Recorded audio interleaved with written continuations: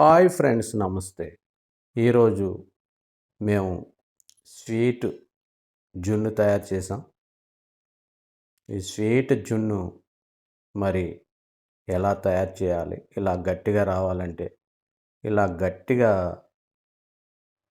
వస్తేనే టేస్ట్ ఉంటుంది. అదే జారుగా ఉంటే దాని టేస్ట్ తెలవదు. మరి ఈ కేక్ లాగొచ్చే జున్నుని మనం ఎలా తయారు చేయాలి అనే దాన్ని బట్టి తయారవుతుంది. సరే, ఇక ప్రాసెస్లోకి వెళ్ళిపోదాం. 1 లీటర్ చిక్కటి మిల్క్ కోసం అలాగే బెల్లం 3 పావులు బెల్లం తీసుకోవాలి. 3 పావులు ముప్పావు తీసుకొని సన్నగా కట్ చేసి ఇలాగ ఆ పాలలో వేసేయాలి. చిక్కటి పాలు ఇవి. చిక్కటి పాలలో వేసేయాలి బెల్లం కోరుకొని. జున్ను కోసం కంపల్సరీ మిరియాల పొడి ఉండాలి, అలాగే యాలకుల పొడి. మిరియాల పొడి 1 స్పూను, పెద్ద స్పూను, యాలకులు 1 హాఫ్ స్పూను వేసుకొని బాగా కలపాలి. ఇలా బాగా మొత్తం మిల్క్లో షేక్ చేసుకోవాలి. ఆ షేక్ చేసిన మిల్క్ని మళ్ళీ వడగట్టుకోవాలి.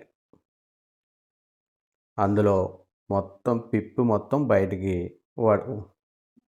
ఫిల్టర్ అయిపోతుంది.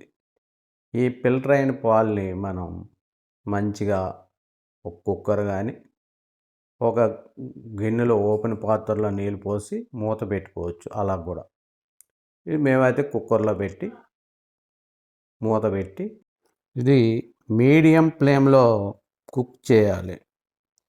అంటే మీడియం ఫ్లేమ్లో అంటే బాగా హై ఫ్లేమ్ పెట్టొద్దు, ఎందుకంటే జున్ను సరిగ్గా రాదు.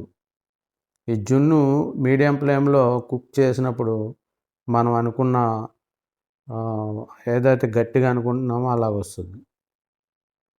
5 నిమిషాల్లోనే కుక్ అయిపోయింది. ఇలా చూడండి, స్ట్రాంగ్ గట్టిగా వచ్చింది, కేక్ లాగా వచ్చింది. చాలా రుచి.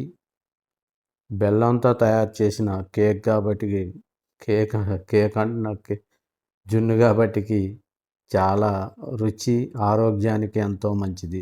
జున్ను అంటే 3 సంవత్సరాలు దాటిన పిల్లలు తినొచ్చు, పెద్దవాళ్ళు కూడా తినొచ్చు.